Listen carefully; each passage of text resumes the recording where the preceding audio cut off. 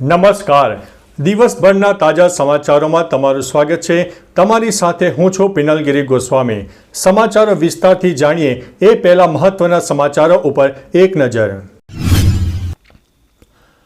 મિત્રો, આજની વિડીયોમાં વાત થશે અંબાલાલ પટેલની ખેડૂતોને ચેતવણી. હવામાન નિષ્ણાત અંબાલાલ પટેલે ફરી એકવાર રાજ્યમાં કમોસમી વરસાદની આગાહી વ્યક્ત કરી છે, જેમાં તેઓએ જણાવ્યું છે કે આગામી 2 દિવસ માવઠું થવાની સંભાવના વ્યક્ત કરવામાં આવી છે. ઉત્તર, મધ્ય અને દક્ષિણ ગુજરાતમાં વરસાદની શક્યતા રહેલી છે. માવઠા પછી ખેતરોમાં ઊભા પાકમાં રોગ આવવાની પણ શક્યતા છે, જેમાં ફળોના પાકોમાં ફળ કોરી ખાનારી ઈયળોનો પણ થવાની સંભાવના વ્યક્ત કરવામાં આવી છે. મિત્રો, અન્ય મહત્વના સમાચારની વાત કરીએ તો કેજરીવાલ અને આતિશી ફસાયા, પોલીસ ફરિયાદ દાખલ કરવામાં આવી છે. દિલ્હીમાં યુથ કોંગ્રેસે મહિલા સંમેલન યોજના અને સંજીવની યોજનાને લઈને દિલ્હીના સીએમ આતિશી અને પૂર્વ સીએમ કેજરીવાલ વિરુદ્ધ પોલીસ સ્ટેશનમાં છેતરપિંડીની ફરિયાદ નોંધાવી છે. યુથ કોંગ્રેસે કહ્યું છે કે જ્યારે સરકારી વિભાગો આ બંને યોજનાઓને નકારી રહ્યા છે તો પછી આપ આવો દાવો કેવી રીતે કરી શકે? બંને વિભાગ દ્વારા અખબારમાં જાહેરાત આપી આવી કોઈ યોજના નથી તેવું જણાવવામાં આવ્યું છે. મિત્રો, અન્ય મહત્વના સમાચારની વાત કરીએ તો રાજ્યમાં કાતિલ ઠંડી, પારો 10 ડિગ્રી કરતાં નીચે જોવા મળ્યો. રાજ્યમાં ઠંડીમાં નોંધપાત્ર વધારો થઈ રહ્યો છે. ઠંડા પવન સાથે કાતિલ ઠંડીનો અનુભવ થઈ રહ્યો છે.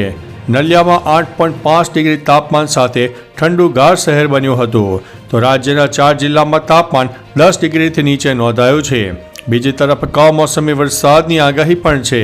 કેશોદમાં 9.4, અમરેલીમાં 9.7, રાજકોટમાં 9.8, પોરબંદરમાં 12.2, સુરેન્દ્રનગર અને મહુવામાં 12.6, ગાંધીનગરમાં 13, અમદાવાદમાં 15, ભાવનગરમાં 13.4 ડિગ્રી, ડીસામાં 13.5, વડોદરામાં 14 અને દ્વારકામાં 15.4 ડિગ્રી નોંધાયું છે.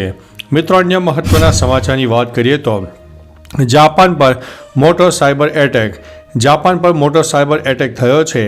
સાયબર અપરાધીઓએ જાપાન એરલાઇન્સને નિશાન બનાવી છે, જેના કારણે જાપાનની ડોમેસ્ટિક અને ઇન્ટરનેશનલ ફ્લાઇટ પ્રભાવિત થઈ છે. દેશની બીજી સૌથી મોટી એરલાઇન કંપની જાપાન એરલાઇન્સના પ્રવક્તાએ સાયબર હુમલાની પુષ્ટિ કરી છે અને કહ્યું છે કે હાલમાં ફ્લાઇટ ટિકિટનું વેચાણ બંધ કરી દેવામાં આવ્યું છે. મિત્રો, અન્ય મહત્વના સમાચારની વાત કરીએ તો અયોધ્યામાં ભક્તોનું ઘોડાપુર, 1 કિલોમીટર લાંબી લાઈનો જોવા મળી છે. અયોધ્યામાં આવેલા રામ મંદિરમાં ભક્તોનું ઘોડાપુર ઉમટી પડ્યું છે. દેશ વિદેશથી પ્રભુ શ્રી રામના દર્શન માટે આવેલા શ્રદ્ધાળુઓની લાઈનો 1 કિલોમીટર કરતાં પણ લાંબી જોવા મળી હતી. સવારથી સાંજ સુધીમાં ભક્તોને અવિરત પ્રવાસ શરૂ થયો હતો, જેના ફોટો પણ સામે આવ્યા છે. દર્શન માટેની તમામ લાઈનો ફૂલ હતી. જેટલા દર્શનાર્થીઓ બહાર જતા હતા એનાથી વધુ શ્રદ્ધાળુઓ અંદર આવતા હતા.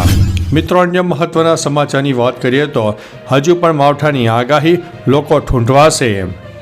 હવામાન વિભાગ દ્વારા રાજ્યના મોટાભાગના વિસ્તારોમાં હજુ પણ વરસાદની શક્યતા રહેલી છે.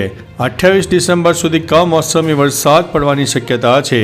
આ આગાહીના પગલે હાલ ખેડૂતોમાં ભારે ચિંતા જોવા મળી રહી છે. તો બીજી બાજુ રાજ્યમાં ઠંડા પવનો ફૂંકાતા લોકો ઠૂંઠવાયા છે.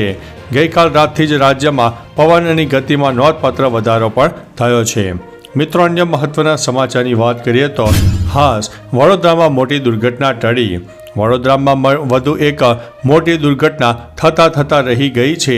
વડોદરાના માંજલપુર વિસ્તારમાં આનંદ મેળો ચાલી રહ્યો હતો, જેમાં હેલિકોપ્ટર રાઇડનો દરવાજો અચાનક ખુલી ગયો હતો, જેથી એક બાળકી નીચે પડતા ઈજા પહોંચી હતી.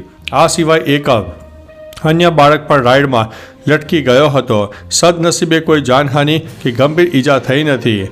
ઘટનાના પગલે લોકોએ બૂમાબૂમ કરીને રાઇડ બંધ કરાવી હતી. મિત્રો, અન્ય મહત્વના સમાચારની વાત કરીએ તો બીજી ટીમમાં ભારત માટે રાહતના સમાચાર. બીજી ટીમમાં ચોથી ટેસ્ટના પહેલા દિવસનો બીજો સેશન પૂરો થઈ ગયો છે. ત્રીજા સેશનમાં હવે ઓસ્ટ્રેલિયાની ત્રીજે વિકેટ પડી હતી, એટલે કે ભારતના ફેન્સે રાહતનો શ્વાસ લીધો હતો. લાબુસેન 72 રન બનાવીને આઉટ થયો હતો. સુંદરે તેને પેવેલિયન મોકલ્યો હતો. જોકે હવે બીજી ટીમમાં અત્યાર સુધીમાં 2 સદી બનાવનાર ટ્રેવિસ હેડ રમવા આવ્યો છે. તમને શું લાગે છે, ભારત ચોથી ટેસ્ટ જીતશે? કમેન્ટમાં જરૂરથી જણાવજો.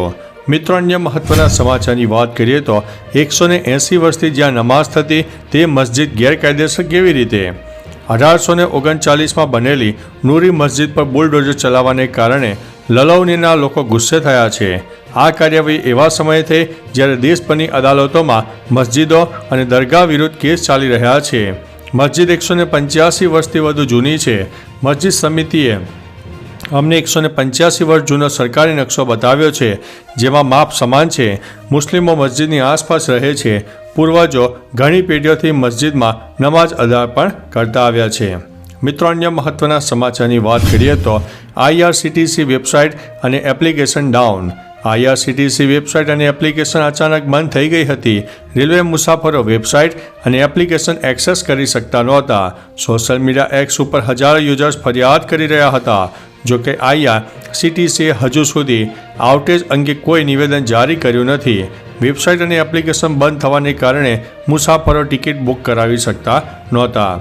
મિત્રો, અન્ય મહત્વના સમાચારની વાત કરીએ તો પોલીસ સાથે ગાળાગાળી કરનાર ધારાસભ્યનું સરેન્ડર સામે આવ્યું છે.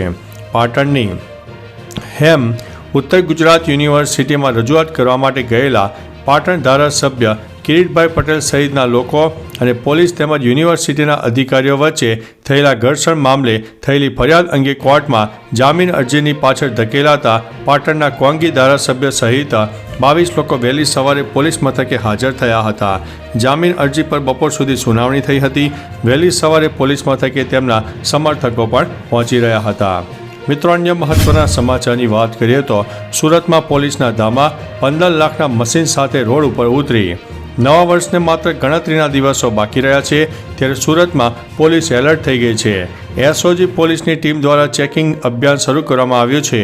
SOGએ ન્યૂ યર પાર્ટી અને રેવ પાર્ટીમાં અનેક વ્યસનોને લગાવવા માટે 15 લાખની કિંમતનું એક ડિટેક્શન એનાલાઇઝર મશીન સાથે રોડ ઉપર ઉતરીને ચેકિંગ શરૂ કરી દીધું હતું.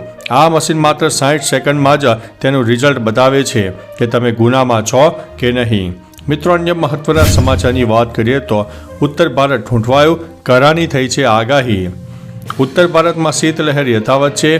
પંજાબ, હરિયાણા, રાજસ્થાન અને ઉત્તર પ્રદેશના કેટલાક ભાગોમાં પારો 10 ડિગ્રીથી નીચે છે.